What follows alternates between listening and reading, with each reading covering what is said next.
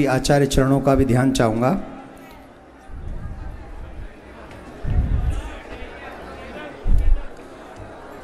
जिस समय तिरुपति बालाजी के प्रसाद के विषय में हमने संदेश सुना था, उस समय हम यूएस में थे और हम 3 रात तक रोते रहे थे सुनने के बाद, और ये सोचते रहे थे कि जब हमारे परमात्मा का भोग ही सेफ नहीं है तो हम हिंदुओं को कौन सेफ करेगा।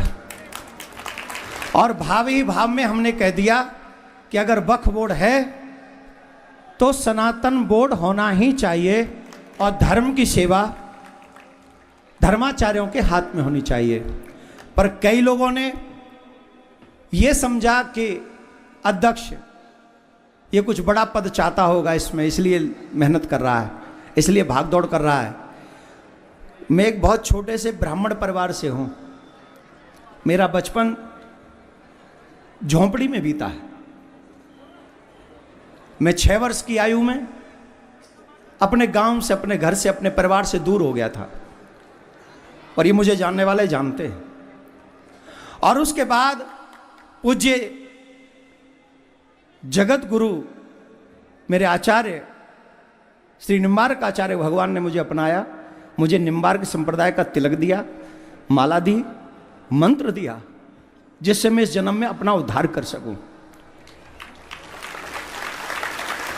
और उसके कारण इस गांव से निकले हुए एक ब्राह्मण बच्चे को आज इतना बड़ा प्रभाव, इतनी वस्तु, इतना सुख सुविधा मेरे ठाकुर ने दे दिया जिसकी मेरी कोई औकात नहीं थी, कोई औकात नहीं थी। और ये सब दिया हुआ मेरे ठाकुर जी का है, मेरा नहीं। मैं तो किसी लायक नहीं, मेरे ठाकुर ने सब दिया। पर लोगों ने कहा कि शायद ये अध्यक्ष बनना चाहता है। मैं आज शपथ खा के कहता हूं, मेरे मन में कोई पद की इच्छा नहीं थी। मेरे मन में सिर्फ एक इच्छा थी, कैसे भी मेरे सनातन की परंपरा सुरक्षित होनी चाहिए।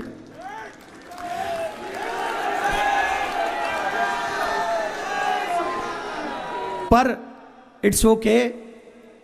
आज मेरे संप्रदाय के मेरे भगवान मेरे सामने विराजमान है।